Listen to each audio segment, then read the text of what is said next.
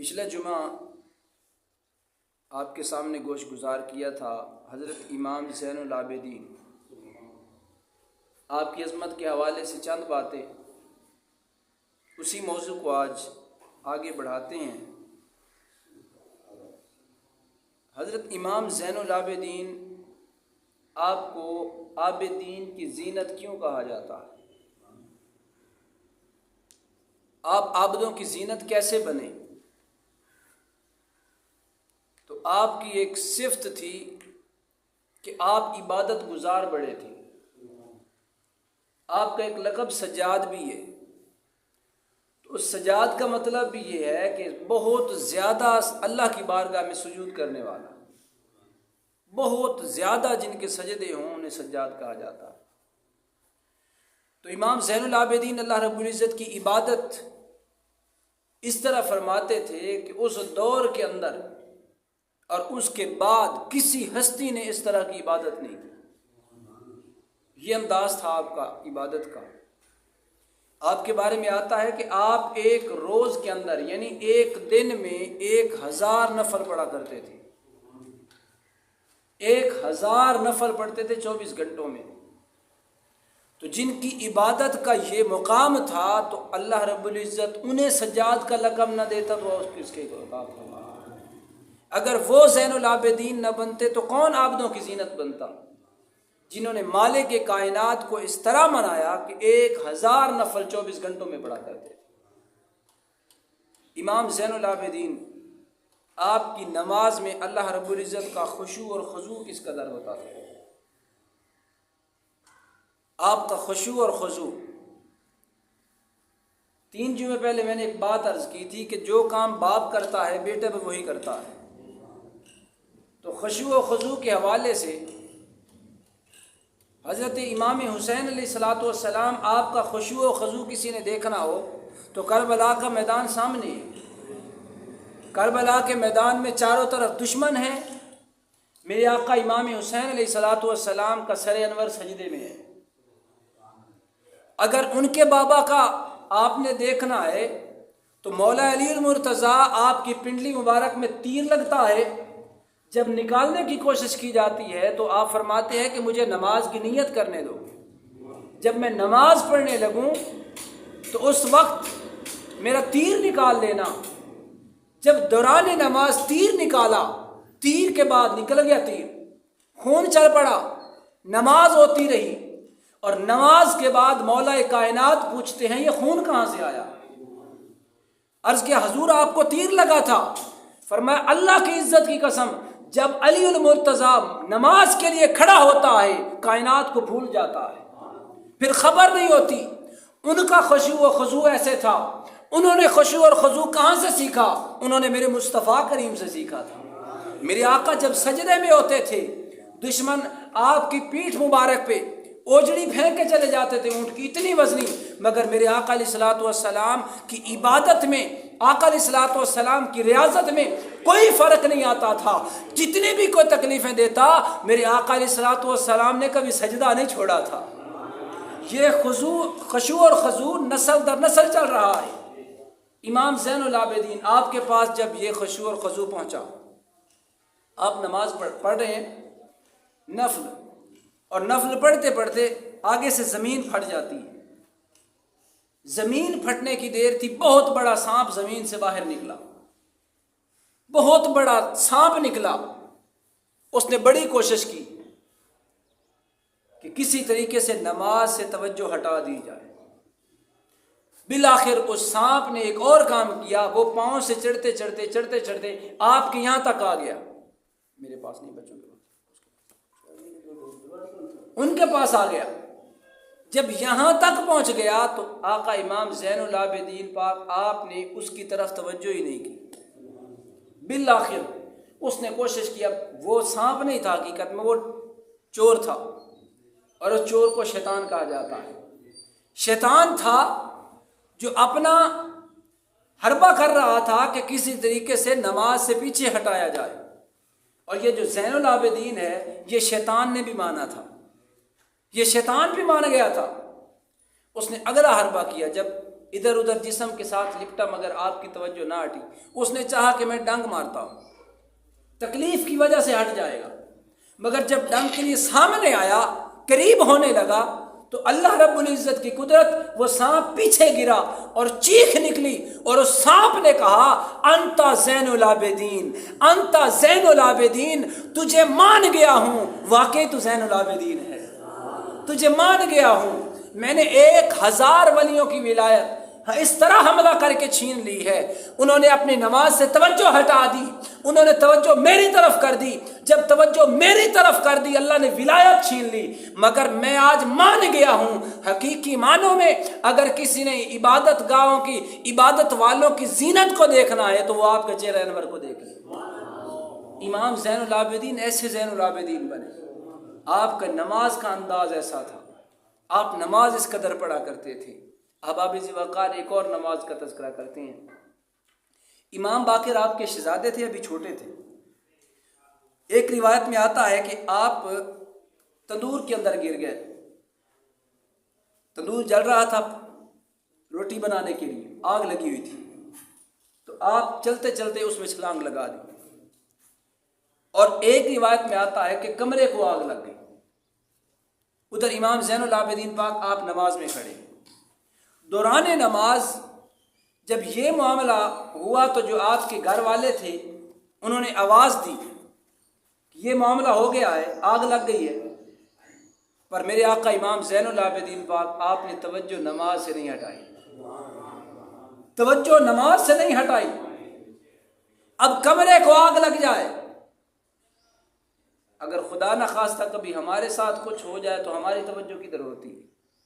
ہماری نمازیں کہاں؟ ہمیں تو چونٹی کاٹ لینا دوران نماز تو ہم ہاتھ چھوڑ کے پہلے کہتے ہیں کہ وہ جدھر سے اس نے کاٹا ہے اس کو بھگانا ہے، کہیں دوسرا حملہ نہ کر دے. مگر امام زین العابدین پاک آگ لگی ہے، اور دوسری روایت میں کہ تندور کے اندر آپ چلے گئے ہیں. میرے آقا امام زین العابدین نے نماز سے توجہ نہیں ہٹائی.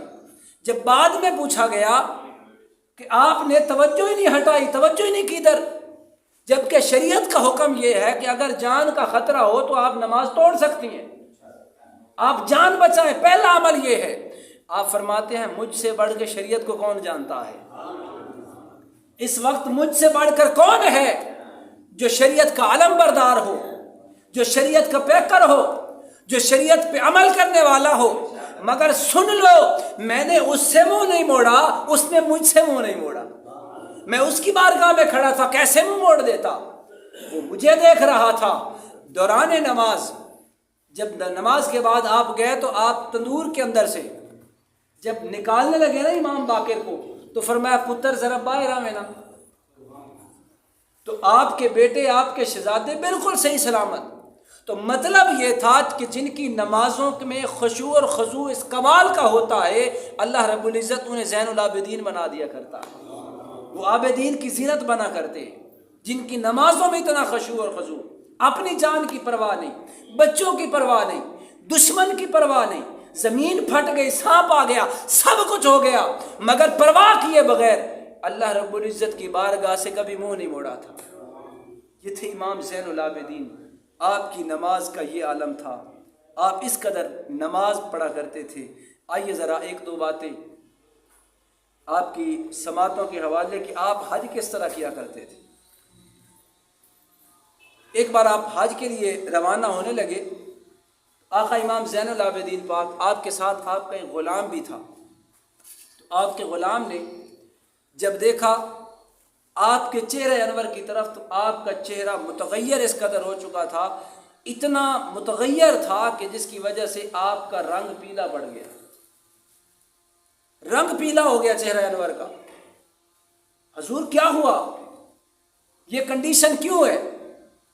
تو میرے آقا امام زین العابدین پاک فرمانے لگے تمہیں خبر ہے کس بارگاہ میں جا رہے ہیں؟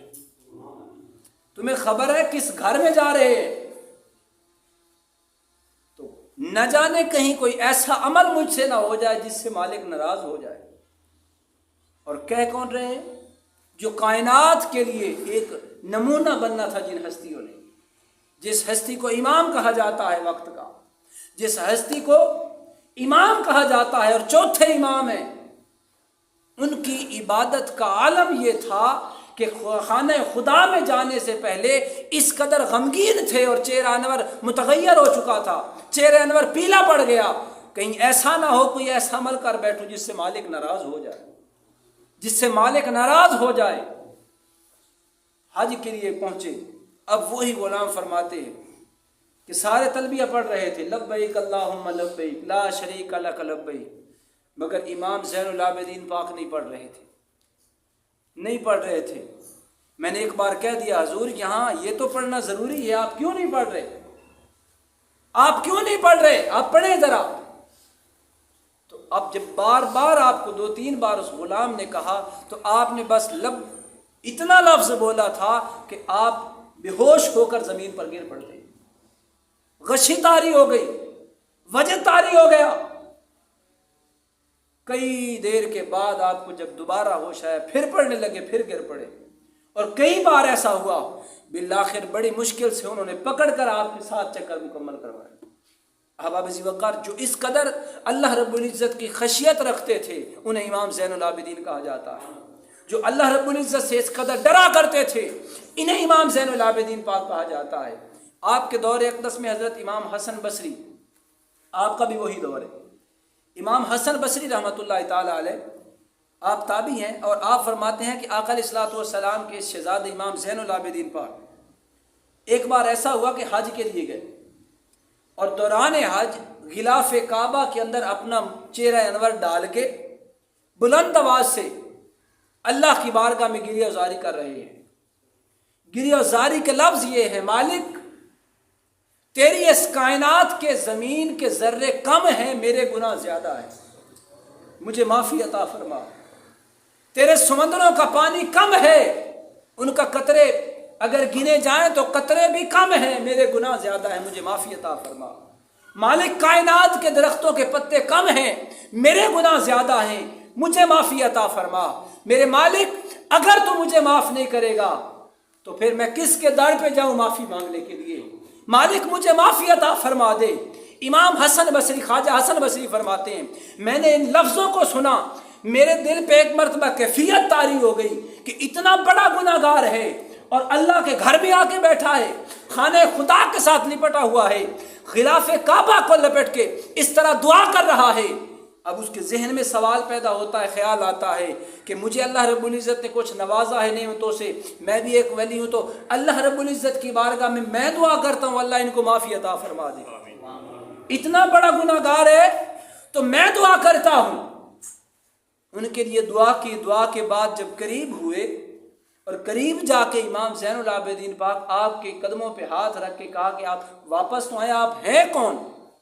اور خواجہ حسن بصری فرماتے ہیں کہ جب میں نے دیکھا تو امام زین العابدین تھے، جن کی عمل کو شریعت کہا جاتا ہے، شریعت جن کے گھر کی ہے، طریقت جن کے گھر کی ہے، قرآن جن کے گھر میں نازل ہو رہا ہے، خدا نہ خانہ خدا میں جب جاتے ہیں تو اس قدر جاتے ہیں، جب اللہ کی بارگاہ میں مناجات کرتے ہیں تو اس قدر کرتے ہیں، جو اس قدر اللہ رب العزت کی بارگاہ میں خشیت الہی میں رونے والی شخصیات ہیں انہیں امام زین العابدین کہا جاتا ہے۔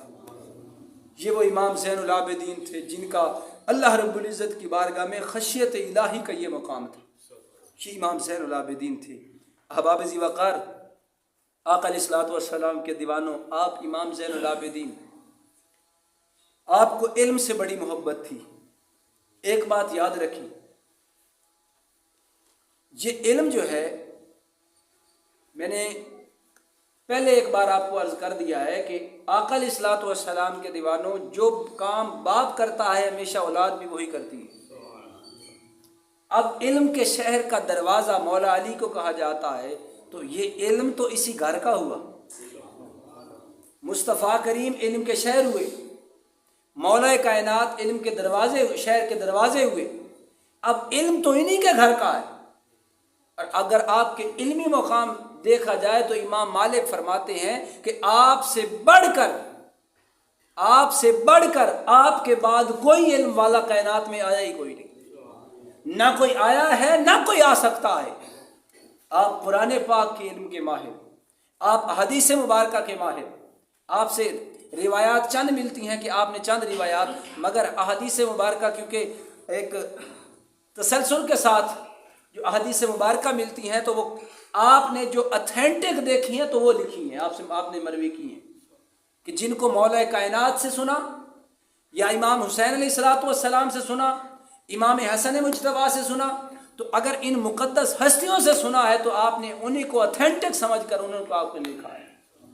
تو مطلب یہ ہوا کہ امام زین العابدین علم کے بھی ایک سمندر تھے، اللہ رب العزت کی بارگاہ میں خشیت الہی کے بھی ایک سمندر تھے، اللہ کی بارگاہ میں مناجات کرنے کے بھی ایک سمندر تھے، اگر عبادت کی باری آئے تو اس میں بھی ایک سمندر تھے، جن کی دادی جان کا یہ عالم تھا کہ پوری رات اللہ کی بارگاہ میں ضرب و سجود ہوتی تھی۔ یہ تو فیضان تھا اس گھر والوں کا، یہ تو سب کچھ ملتا ہی اس در سے ہے۔ احباب ذی وقار، جو آل رسول سے پیار کرتا ہے، جن کی آل رسول سے محبت ہوتی ہے، اب آپ نے تذکرہ سنا ہے کہ آل رسول نے نمازیں کس طرح پڑھی ہیں، ان کا اللہ کی بارگاہ میں جانے کا طریقہ کیا تھا، تو جو آل رسول سے پیار کرنے والا ہو وہ نماز کیسے چھوڑ سکتا ہے؟ نماز اس سے کیسے دور ہو سکتی ہے؟ وہ نماز سے کیسے دور ہو سکتا ہے جو آل رسول کی محبت کا دعویٰ کرنے والا؟ احباب ذی وقار، یہ ہمارے لمحہ فکر ہے، ہمیں اس بات پہ غور و فکر کرنی چاہیے کہ جن کی کائنات ہے انہوں نے یہ عبادت کیوں کی؟ سوال ہے۔ آپ اور میں تو عبادت اس لیے کریں کہ اللہ ہمارے گناہوں کو معاف فرما دے، تو جنہیں اللہ نے ہمیشہ گناہوں سے دور رکھا ہے، انما یرید اللہ لیذھب عنکم الرجس، جو گناہوں سے محفوظ ہستیاں تھیں، جن کو اللہ رب العزت نے گناہ قریب ہی نہیں آنے دیا، اب ان کی خشیت الہی کا عالم یہ تھا، تو ہم کس مقام پہ کھڑے ہیں؟ ہم کس جگہ پہ کھڑے ہیں؟ اس لیے احباب ذی وقار، آج ہمیں سوچنا ہوگا کہ ہم کس مقام پہ کھڑے ہیں۔ یہ امام زین العابدین تھے جن کی عبادت کا عالم یہ تھا، آپ کی عبادت کا عالم یہ تھا۔ ناظرین کرام، احباب ذی وقار، اللہ رب العزت نے آپ کو علم جو تھا اتنا وسیع عطا فرمایا تھا کہ جس طرح آقا علیہ الصلوۃ والسلام پرندوں کی بولیاں جانتے تھے، سنا ہے نا آپ نے جی، پرندوں کی بولیاں جانتے تھے میرے آقا، مولا کائنات پرندوں کی بولیاں جانتے تھے، اور یہی فیض امام زین العابدین کے پاس تھا۔ امام زین العابدین کے پاس، میرے آقا علیہ الصلوۃ والسلام کے دیوانوں، مولا کائنات آپ جب 19 رمضان مبارک کو مسجد میں جا رہے تھے نا اپنی شہادت سے 2 دن پہلے، تو راستے کے اندر بطخیں آئیں، تو بطخوں نے آ کے شور کرنا شروع کر دیا، تو آپ کے ساتھ جو غلام تھا نا تو وہ عرض کرنے لگا کہ حضور، یہ جانور پرندے کیوں پریشان کر رہے ہیں، کیوں اتنی چیخیں کر رہے ہیں، یہ بطخیں کیوں اتنی شور مچا رہی ہیں، اور آپ کے کپڑے بار بار پکڑ کے پیچھے کیوں کھینچ رہی ہیں؟ تو آپ فرمانے لگے کہ یہ بطخیں اس لیے رو رہی ہیں کیونکہ آج مجھے شہادت کا جام نوش کرنا ہے، یہ مجھے اطلاع دے رہی ہیں کہ دشمن وہاں پہ بیٹھا ہے، دشمن وہاں بیٹھا ہے۔ تو پتہ یہ چلا کہ مولا علی المرتضیٰ ان کو پرندوں کی بولیوں کا علم تھا۔ یہی فیض امام زین العابدین کے پاس بھی تھا، یہی فیض آپ کے پاس۔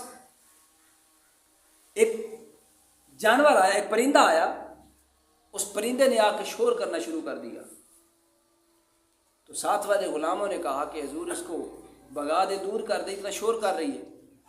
تو آپ فرمانے لگے نہیں، یہ مجھے کوئی اطلاع دے رہی ہے، یہ مجھے کوئی اطلاع دے رہی ہے۔ امام زین العابدین پاک نے جب یہ فرمایا تو وہ حیران ہو گیا، حضور کیا اطلاع دے رہی ہے؟ فرمایا یہ اطلاع مجھے دے رہی ہے کہ میرے بچوں کو کسی نے پکڑ لیا ہے، اگر آپ نگاہ کرم فرمائیں تو میرے بچے آزاد ہو سکتے ہیں، بچوں کو آزادی دلوا دیں، بچوں کو آزادی دلوا دیں۔ احباب ذی وقار، مجھے ایمان سے بتائیں، جس ماں کے بچے پکڑے جائیں اس ماں کے لیے اس سے بڑھ کر کوئی مشکل ہو سکتی ہے؟ اس سے بڑھ کر کوئی مشکل ہے کہ جس ماں کے بچے پکڑے جائیں؟ ماں کے بچے پکڑے گئے، وہ شکایت حضور کی بارگاہ میں لے کے آئی، کسی اور کے پاس کیوں نہیں گئی؟ اس لیے کہ وہ بھی جانتی تھی کہ اگر مشکل حل ہو سکتی ہے تو یہی در ہے، اسی در سے مشکل حل ہوگی، یہیں سے حاجتیں پوری ہوتی ہیں۔ یہی وہ گھرانہ ہے جو غریبوں کی سنتا ہے، یہی وہ گھرانہ ہے جو مسکینوں کی سنتا ہے۔ عرض کرتی ہے حضور میرے بچوں کو کسی نے پکڑ لیا ہے۔ آپ نے فرمایا کس نے پکڑا ہے؟ اس سے اس کی زبان میں پوچھا، اس نے بتایا حضور فلاں انصاری ہے۔ آپ نے انصاری کو بلا کے فرمایا ان کے بچوں کو آزاد کر دے، ان کے بچوں کو آزاد کر دے۔ جب وہ آزاد ہوئی اور بچوں کو لے کے ساتھ اڑتی ہوئی پھر بولنے لگی تو آپ کی بارگاہ میں پھر عرض کرنے لگے حضور اب یہ کیا کہہ رہی ہے؟ فرمایا یہ اب شکریہ ادا کر رہی ہے، اب خوشی سے جا رہی ہے، اب یہ ہمارا شکریہ ادا کر رہی ہے۔ لوگوں مطلب یہ ہوا علم میں اس قدر آپ کو اللہ رب العزت نے عبور عطا فرمایا تھا کہ علم میں قرآن و حدیث تو تھا ہی ان کے گھر کا، مگر آپ جانور کی بولیاں بھی سمجھا کرتے تھے، جانور کی زبان بھی سمجھتے تھے، پرندوں کی زبان بھی سمجھتے تھے۔ احباب ذی وقار، امام زین العابدین پاک، آپ کی عظمت کے کیا کہنے، آپ کی محبت کے کیا کہنے، آپ کے صبر کے کیا کہنے۔ جس لمحے سے، جس طرف سے، جس پہلو سے بھی امام زین العابدین کو دیکھا جائے تو ایک سمندر نظر آتے ہیں۔ اگر ان کا صبر دیکھا جائے تو ان جیسا صبر کسی کا کوئی نہیں۔ امام زین العابدین پوری زندگی مبارک کے اندر کبھی مسکرائے نہیں تھے۔ کسی نے پوچھا حضور کبھی مسکراتے ہوئے نہیں دیکھا؟ آپ نے فرمایا مسکراتے ہوئے دیکھتے کیسے؟ آپ نے اگر کربلا دیکھا ہوتا تو آپ بھی نہ مسکراتے۔ آپ نے کربلا جو نہیں دیکھا، آپ نے کربلا جو نہیں دیکھا، تو مطلب یہ ہوا کہ دکھ بھی تھا مگر پھر بھی صبر تھا، دکھ بھی تھا پھر بھی امن تھا۔ آپ کے پاس ایک بدبخت آیا یزیدیوں کی طرف سے، جب مختار سقفی نے بدلے لیے تو ادھر سے دوڑتا ہوا نا آپ کے پاس آیا۔ اب یہ دیکھیں فیضان، آقا علیہ الصلوۃ والسلام معاف کرنے والے اور دشمنوں کے ساتھ حسن سلوک کرنے والے، مولا کائنات آپ دشمنوں کے ساتھ حسن سلوک کرنے والے، جس دشمن نے وار کیا فرمایا اس کو شربت پلایا جائے، اس کو شربت پلایا جائے۔ تو مطلب یہ تھا کہ یہ آپ کو نسل در نسل مل رہا تھا۔ یزیدی آیا اور یزیدی 3 دن آپ کے پاس رہا۔ امام زین العابدین پاک نے 3 دن کی بڑی خدمت کی، اچھا کھانا دیا اور جاتے ہوئے اس کو کچھ جیب خرچ بھی دیا۔ جب وہ جیب خرچ لے کے جانے لگا تو اس نے ایک اور حملہ کر دیا۔ اس نے کہا لگتا ہے زین العابدین تم نے مجھے پہچانا نہیں ہے، آپ نے مجھے پہچانا نہیں ہے۔ آپ نے فرمایا بدبختو مجھے پہچان ہے تمہاری، مگر وہ تمہارا کردار پانی بند کرنا تھا، یہ ہمارا کردار ہے پانی عطا کرنا۔ وہ تمہارا کردار تھا، مہمان نوازی کا انداز تھا، ہم نے مصطفیٰ کریم سے یہ انداز سیکھا ہے۔ تم نے جو مہمان نوازی کی وہ بھی کائنات یاد رکھے گی، جو ہم نے مہمان نوازی کی ہے یہ بھی کائنات یاد رکھے گی، مگر وہ تمہارا کردار تھا، یہ ہمارا کردار ہے۔ لوگوں دشمن کے ساتھ حسن سلوک سے پیش آنا یہ بھی آل رسول کا شیوا ہے، آل رسول کا اخلاق ہے، آل رسول کا کردار میں یہ چیز شامل ہے۔ احباب ذی وقار، اسی طرح امام زین العابدین پاک کے بارے میں کشف المحجوب کے اندر داتا صاحب فرماتے ہیں کہ آپ کی بارگاہ میں ایک ہرنی آتی ہے اور ہرنی آ کے کہتی ہے کہ حضور میرے بچے فلاں بندے نے پکڑ لیے ہیں، فلاں کافر ہے تو اس نے پکڑ لیے ہیں، حضور اگر نگاہ کرم فرمائیں تو میرے بچے آزاد ہو سکتے ہیں۔ اگر آزاد وہ نہیں کرتا تو کم از کم دودھ ہی پلانے کی اجازت دے دی جائے، دودھ ہی پلانے کی اجازت دے دی جائے۔ امام زین العابدین پاک نے اس بندے کو بلایا، فرمایا جتنا معاوضہ چاہتا ہے مجھ سے لے لے، پر اس کے بچوں کو آزاد کر دے، اس کے بچوں کو آزاد کر دے۔ وہ کہنے لگا حضور آپ کو کیسے پتہ چلا ہے؟ آپ نے مجھے بلوایا، آپ کو کیسے پتہ چلا کہ میں نے اس کے بچوں کو پکڑا ہے؟ فرمایا یہ ہرنی آ کے مجھے بتا رہی ہے فلاں نے میرے بچوں کو پکڑا ہوا ہے، فلاں نے میرے بچوں کو پکڑا ہوا ہے۔ احباب ذی وقار جب اس نے یہ بات سنی تو حیران ہو گیا، حضور آپ کو اس بات کا بھی علم ہے، آپ جانوروں کی بولیاں بھی سمجھتے ہیں؟ فرمایا تمہیں خبر ہے آل رسول سے ہی تو ساری بولیاں بنتی ہیں، یہ آل رسول ہی تو ہیں جو سب کو عطا فرمانے والے ہیں، یہ آل رسول کا در ہی تو ہے جہاں سے سب فیض ملتا ہے۔ اس کا مطلب یہ ہوا جب اس نے یہ سنا تو اس نے کہا حضور مجھے کلمہ پڑھا کے دائرہ اسلام میں داخل کر لیجیے۔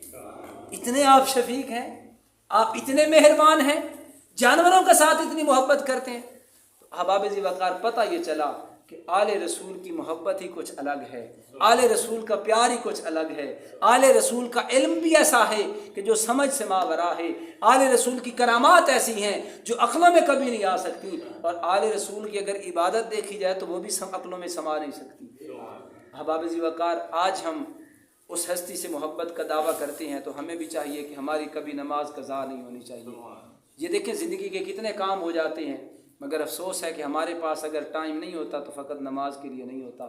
اگر ہمیں کوئی میچ دیکھنا پڑ جائے تو ہم بڑی دور جا کے میلہ میچ بھی دیکھ لیتے ہیں، اور کتنی دور دور دراز کے کام کر لیتے ہیں، مشکل سے مشکل کام سے ہم نہیں گھبراتے۔ مگر افسوس ہوتا ہے کہ جب ہم ان پاکیزہ ہستیوں کا، آل رسول کی غلامی کا دعویٰ بھی کرتے ہیں اور پھر نماز بھی چھوڑ بیٹھتے ہیں۔ اللہ رب العزت ہمیں عمل کی توفیق عطا فرمائے۔ آمین۔ وآخر دعوانا ان الحمد للہ رب العالمین۔